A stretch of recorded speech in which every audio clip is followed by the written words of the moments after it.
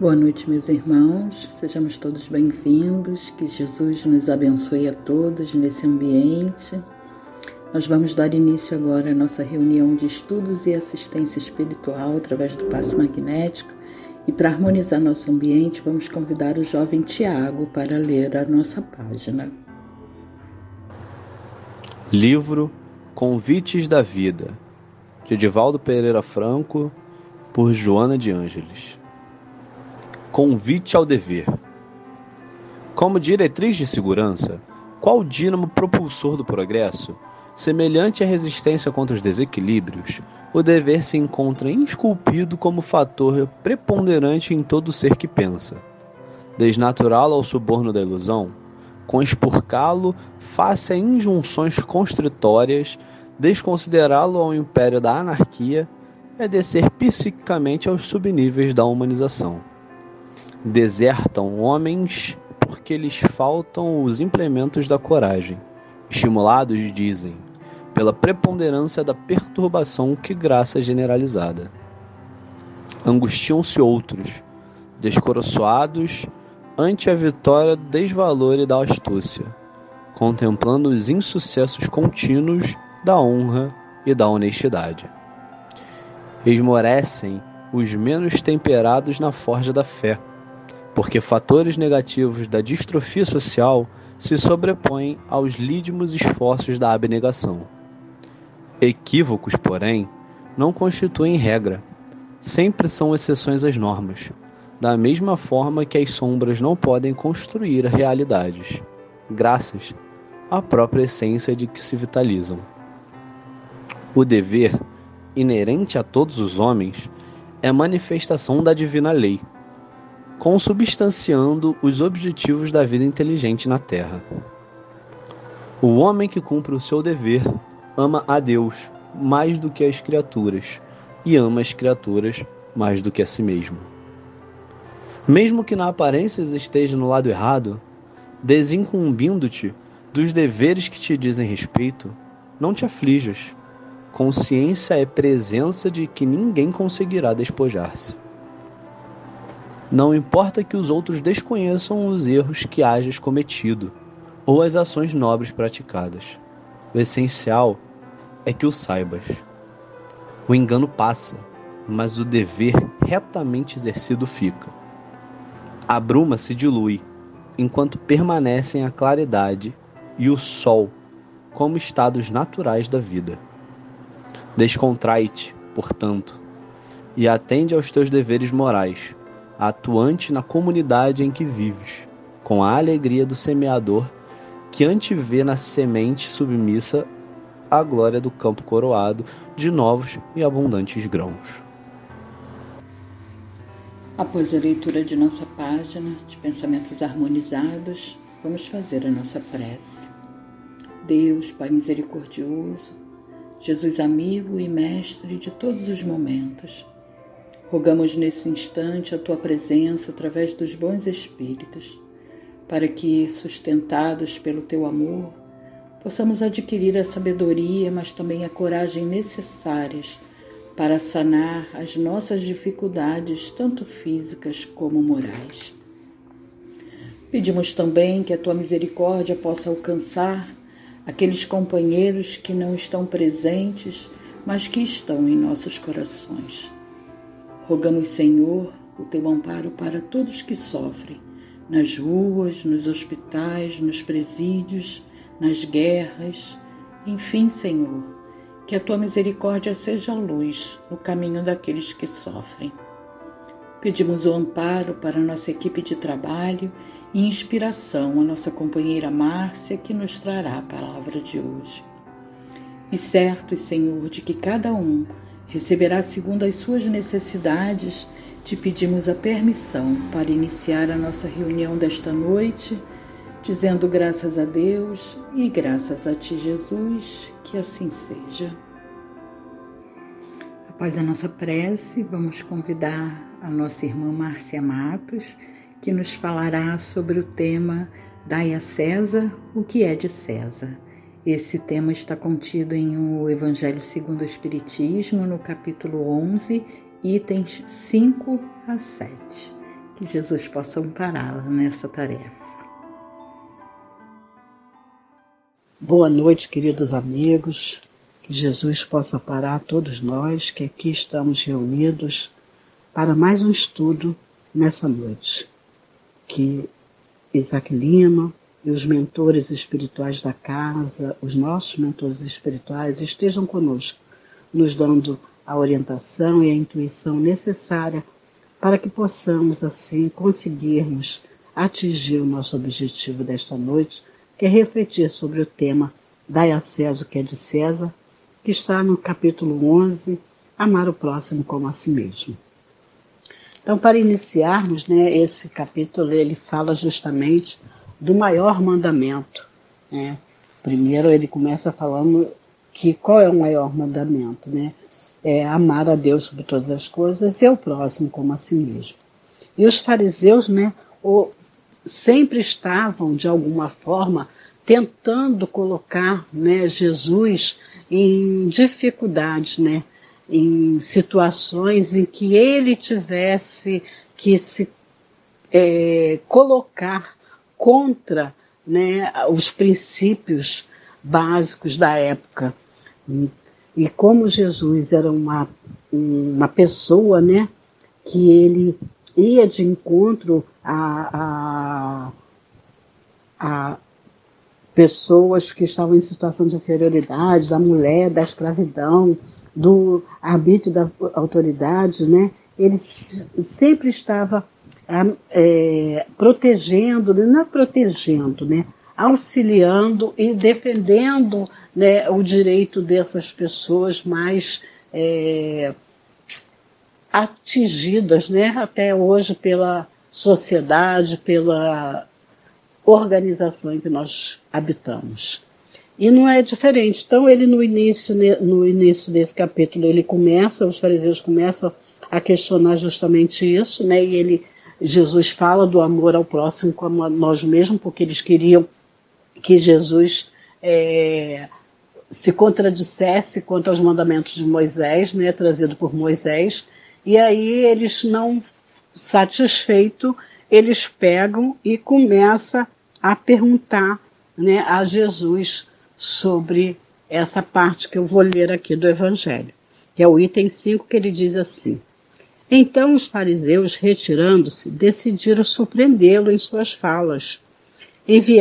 Enviaram-lhe seus discípulos com os herodianos a dizer-lhe: Senhor, sabemos que és verdadeiro e que de fato ensinas o caminho de Deus, sem dar preferência a ninguém, nem considerar um homem pelas aparências. Dize-nos, pois, tua opinião sobre isto. Cabe-nos ou não pagar tributo a César? E Jesus, né, conhecendo, né, a malícia, né, a integridade, o que ia no intuito dele, né, no pensamento deles de Jesus se contradizer, não é? E aí Jesus responde para eles: Hipócritas, por que me tentais? Mostrai-me a moeda que se dá para o imposto. E apresentaram-lhe uma moeda. E Jesus lhe disse: De quem é esta imagem e esta inscrição? De César, disseram. Então Jesus lhe respondeu: Dai, pois, a César o que é de César e a Deus o que é de Deus. Ouvindo-os falar de tal forma, admiraram sua resposta e, deixando-o, retiraram-se. Está em Mateus capítulo 22, versículo 15 a 22 e Marcos capítulo 12, versículo 13 a 17. Então a gente vê como que a astúcia das pessoas de querer sempre nos colocar em situações em que a gente possa ficar constrangido. Mas Jesus, conhecendo a nossa interioridade, né, vamos dizer assim, ele percebe o que vai além daquela pergunta. Né? Não é como nós hoje, porque hoje nós também temos situações em que as pessoas usam as palavras da Boa Nova, do próprio Evangelho, para benefício próprio. Entendeu? Então, eles queriam saber se Jesus ia ia pela linha de raciocínio deles. Mas Jesus, né, é inteligente, e a sabedoria de Jesus, né, a integridade dele, ele pega e dá a resposta adequada, né? Dai a César o que é de César. Por que Jesus disse isso? Nós estamos no mundo encarnados aqui. Então nós pertencemos ao mundo, né? Estamos nesse momento encarnados e necessitamos, temos um compromisso, né, social, para com a humanidade. Nós estamos inseridos dentro de uma sociedade que precisamos ter os nossos direitos e os nossos deveres. Né? Jesus, quando ele diz dá a César o que é de César, é o equilíbrio. Porque se estamos aqui e necessitamos de ter casa, comida, transporte, escola, hospitais, nós temos que pagar por isso. Então, qual o nosso esforço de progredir, de melhorar, né, para que a gente possa obter tudo isso cada vez mais em melhor qualidade? Então, nós pagamos o imposto para que a gente possa usufruir dessas aquisições em que nós, espíritos encarnados, precisamos no momento. A gente precisa morar, a gente precisa comer, a gente precisa se alimentar.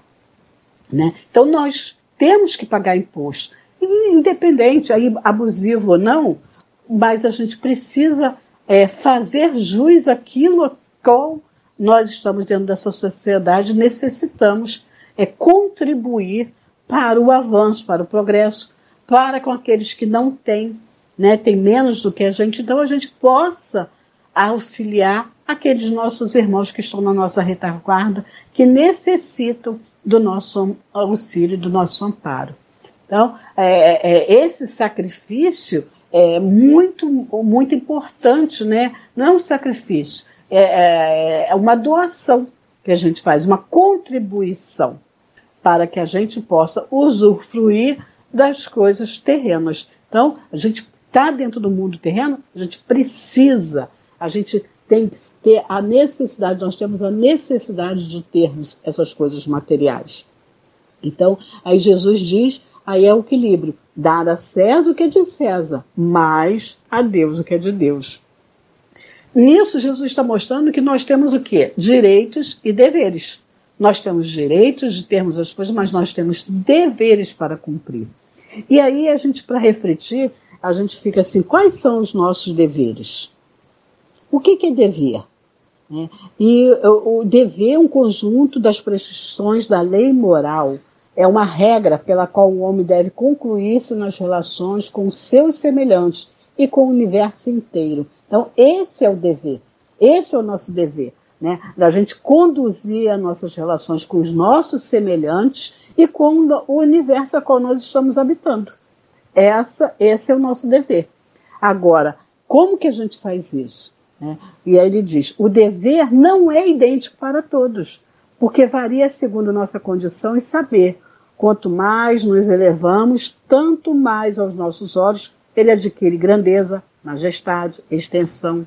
Seu culto é sempre agradável, virtuoso, e a submissão às suas leis é fértil, em alegrias íntimas e inigualáveis. Isso que nos diz é Leon Denis.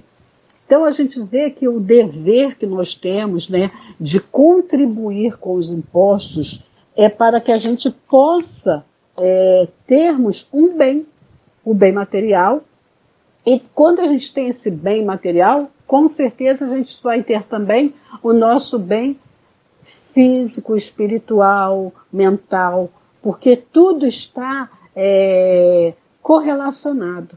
Né? Então a gente precisa que a gente esteja bem materialmente para que a nossa mente e o nosso espírito esteja íntegro. Né? Então, nós temos vários deveres. Temos dever conosco, primeiramente é conosco. Quando está lá no início do capítulo, quando diz amar o próximo como a si mesmo, o primeiro dever é esse aí, é de nos amarmos, né? Amar o nosso próximo. E como que a gente pode amar isso? Amar a nós mesmos. Né? Consiste em a gente se respeitar, a gente cuidar do nosso corpo, da nossa mente. da nossa espiritualidade, nós fazemos isso? Nós cuidamos do nosso corpo adequadamente? Cuidamos da nossa mente? É interessante que a gente vai estudando, né, para fazer o estudo de hoje, e foi colocado assim: quanto vale você uma sessão de terapia, R$ 150. Uma noitada você gasta R$ 300, R$ 400. E aí, o que é importante? O que é mais fundamental? A noitada ou uma sessão de terapia? O que é mais interessante? Eu cuidar dos meus dentes, gastar um dinheiro, pagar lá um dentista bom e cuidar dos meus dentes, né? Ou gastar com roupas, com shopping, com frivolidades? Então, a gente tem que ver a necessidade que nós temos para manter o corpo que nos foi dado por Deus, para que a gente habitasse nesse mundo. Então, esse é um compromisso que a gente tem conosco. E muitas das vezes, esse dever, a gente negligencia ele, né? A gente não cuida da nossa espiritualidade. A espiritualização que eu quero dizer é da gente buscar melhorar a cada instante, buscar se aprimorar. Não é só ir na igreja ou no centro espírita ou ouvir palestra, não é só isso, é se espiritualizar realmente, é buscar, né, estar em conexão com Deus e colocar em prática essa conexão no nosso dia a dia, né, com aqueles que estão junto de nós. Então nós devemos, através desse respeito conosco, né, a gente, com certeza, quando a gente nos respeita, a gente também iremos respeitar aqueles que estão à nossa volta, aqueles que estão, que é o nosso próximo, mais próximo. E aí a gente vai cada vez mais nos tornando mais digno, mais belo, porque se eu tenho para comigo um cuidado, eu vou ter um cuidado para com o outro. Então nós temos o dever profissional e com as autoridades, que exige o quê? O nosso cumprimento de nossas obrigações e encargos, né? Muitas das vezes a gente não respeita a hierarquia dos chefes, né? Das pessoas que estão na direção de um trabalho, até espiritual mesmo. Às vezes a gente não respeita, porque a gente quer que seja do nosso jeito, como nós achamos que deve ser. E muitas das vezes a gente tem que entender que aquele que está à frente de um trabalho, ele tem uma responsabilidade. Ele adquiriu uma oportunidade através do seu esforço, através do seu conhecimento, não importa, mas nós estamos submissos a eles. Então a gente tem que respeitar. Muitas das vezes a gente não gosta do tom como as pessoas falam conosco, ou às vezes nem é o tom, né? Como fala, a gente fala, a pessoa está metida, a pessoa porque está na direção de uma casa, ou é o chefe do trabalho, a gente quer conhecer o homem, dá-lhe poder. Mas o poder, ele tem muita responsabilidade, né? Requer muita sabedoria e muita responsabilidade. E muitas das vezes a gente se perde nisso aí.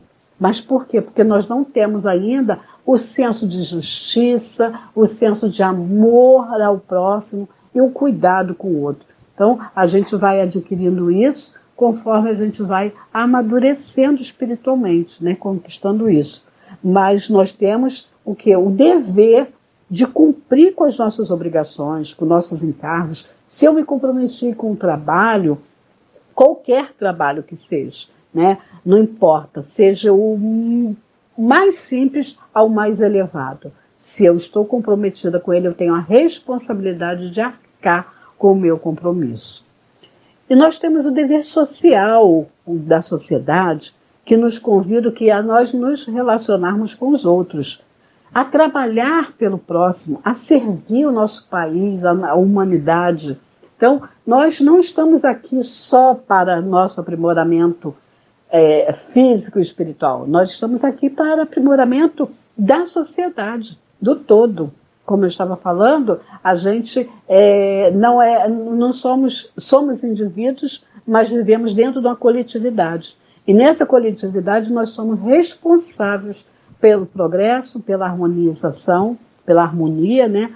Pelo equilíbrio íntimo e espiritual da nossa sociedade. Se eu dedurpo, se eu infrinjo a lei, se eu só quero benefícios, se eu não respeito quem está na fila, não respeito lá o acordo lá do CISREG, vamos dizer assim, e tantas outras coisas, tantos outros exemplos que a gente tem, né, na fila de um ônibus, não respeita a pessoa que tem que sentar e está vago aquele local ali para um idoso ou um deficiente sentar, e a gente não respeita isso. Então eu não estou com solidariedade para com aqueles que são meus companheiros de jornada. E como eu busco o dever comigo, com os profissionais e as autoridades, eu como parte da sociedade, eu tenho que querer dela sempre a sociedade melhor. E para que eu tenha a sociedade melhor, parte de mim. Por mínimo que eu faça, é não jogar um lixo, é respeitar a vaga do outro, é respeitar o sinal de trânsito. São coisas mínimas que é no nosso dia a dia, mas que eu preciso fazer para que no todo isso faça diferença. Então, se eu ficar só atribuindo isso para os outros e eu não faço, não vai mudar em nada. A mudança parte de nós. Então, essa questão do equilíbrio parte de mim. Se eu quero uma sociedade, se eu quero um mundo melhor, um mundo mais respeitável, que as pessoas tenham mais respeito pelo outro, eu preciso buscar interiorizar isso em mim e praticar. Né? Então, nós temos o dever com a família, porque a família, qual é o nosso dever? Dentro da nossa família.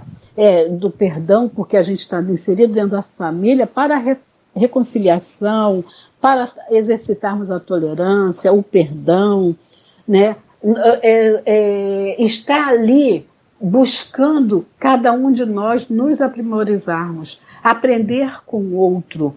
Né? O que o outro está me ensinando enquanto eu estou ali, o pai, a mãe, o irmão, o filho, o neto. O que eu estou aprendendo, o que eu estou passando, o que eu estou ensinando? É um dever que eu tenho para com a minha família. É o dever material e eu tenho também o dever mental, porque eu preciso ter o equilíbrio, buscar o equilíbrio, não gritar, né? Não ficar falando palavrões, não ficar gritando dentro de casa, não ficar usando palavras chulas dentro da minha casa. Então eu estou buscando sempre ter um respeito, não importa, com a criança, com o idoso, com quem estiver convivendo comigo, eu tenho que buscar, no mínimo, essa sintonia de respeito para com o outro. Então, dentro da família, é o nosso primeiro exercício para que a gente possa viver em sociedade. Se eu consigo, dentro da minha casa, buscar o equilíbrio, buscar o respeito para com o outro, com certeza eu vou levar isso para fora, eu vou levar para o meu trabalho, vou levar para a minha instituição religiosa, vou levar para os locais que eu for, no shopping, no cinema, no teatro, num show, onde quer que eu vá, na praia, eu vou ter respeito para com as pessoas, para com a natureza. Isso é o equilíbrio a qual Jesus nos convida, né?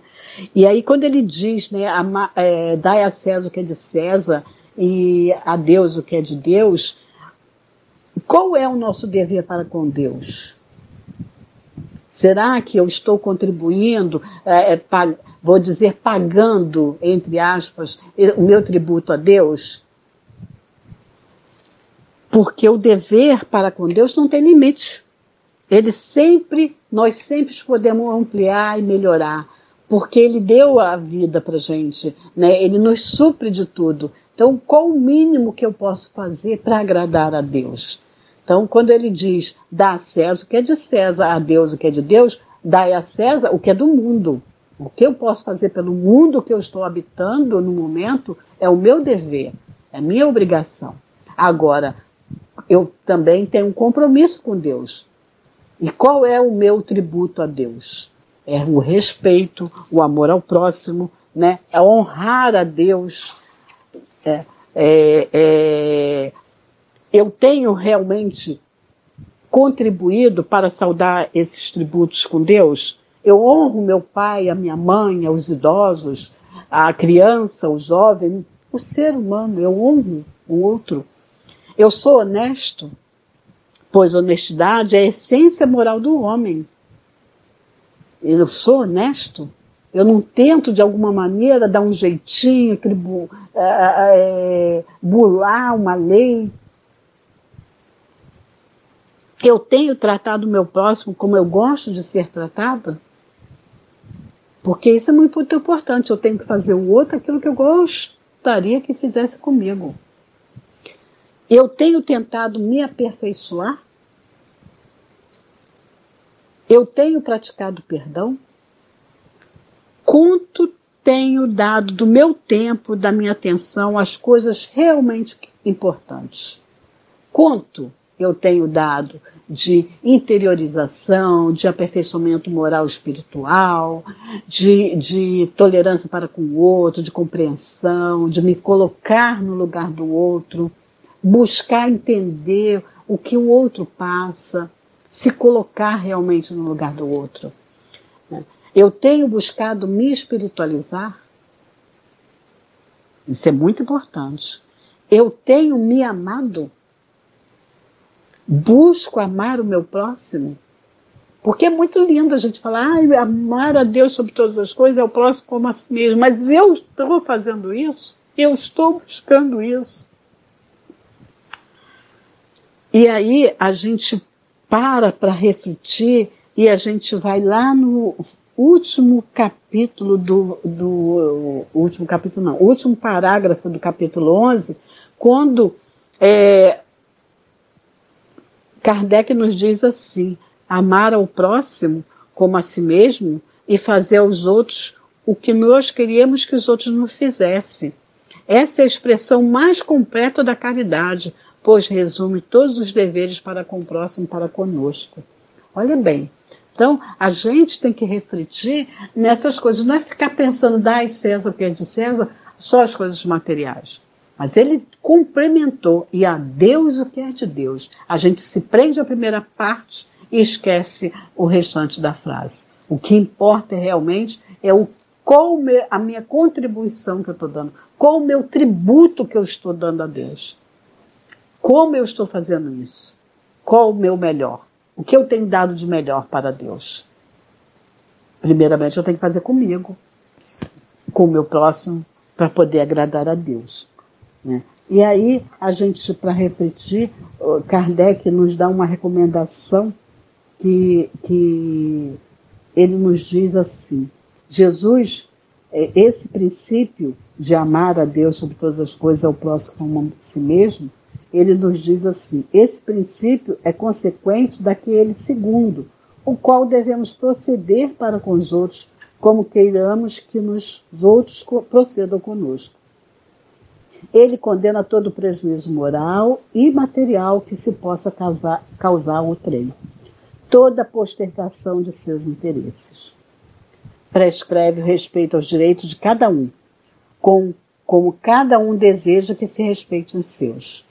Estende-se mesmo aos deveres contraídos para com a família, com a sociedade, a autoridade, tanto para com os indivíduos em geral. Não existe conflito entre fé e cidadania. Podemos e devemos conciliar sempre as diretrizes de ambas, vivendo a existência material sem esquecimento da nossa dimensão espiritual. Esse trechinho está no livro Enfoque Doutrinário, de Danilo C. Vilela, no capítulo que fala Deus e César. É muito interessante essa leitura, essa reflexão que ele nos traz. Então é justamente isso, gente. Não existe conflito entre fé e cidadania. Nós temos, que conciliar os nossos deveres, porque ambos caminham juntos. E a gente precisa, viver essa existência material em que nós estamos, mas sempre buscando essa dimensão espiritual a qual nós nos propusemos, quando nos reencarnamos, de nos melhorarmos espiritualmente, de podermos buscar o nosso aprimoramento espiritual. É esse convite que Jesus nos faz, né, de reflexão nesse estudo, nesse capítulo. É da justiça, do amor, da caridade, porque se eu tenho justiça, se eu tenho amor e se eu tenho caridade, eu vou estar sendo justo. Então, eu não vou ficar me questionando o que é de César, o que é de Deus. Eu vou fazer, porque está na minha natureza, é inato a mim. Então, importa se eu estou neste mundo ou em outros mundos, mas, com certeza, no nosso mundo de regeneração, no mundo dos mais perfeitos, nós temos essa equidade. Tá? Então, possamos refletir nessa noite de hoje sobre esse estudo que Jesus nos traz para podermos refletir naquilo que realmente é importante para nós. É nos moralizarmos, é nos espiritualizarmos. Que Jesus abençoe a todos nós, que possamos refletir e, sobretudo, buscarmos através da nossa melhora, do nosso conhecimento, nos melhorarmos a cada instante para podermos, assim, conseguirmos termos uma sociedade mais justa e correta. Muito obrigada, que Jesus nos ampare. Agradecemos aos nossos irmãos Tiago, que fez a leitura da nossa página, a nossa irmã Márcia, que nos brindou com o seu estudo. E vamos finalizar a primeira parte da nossa reunião de hoje, fazendo a prece e pedindo àqueles companheiros que vão tomar, que se beneficiarão do passe magnético, que ouçam a música até o final. Querido amigo Jesus, agradecemos o amparo recebido nessa noite e pedimos ainda que nos sustente na busca da transformação de nós mesmos, a fim de alcançarmos a paz e a serenidade para prosseguir na caminhada em sua direção. Abençoa os companheiros que receberão o passe e que todos nós possamos sair daqui com os corações em paz e renovados. Muita paz a todos.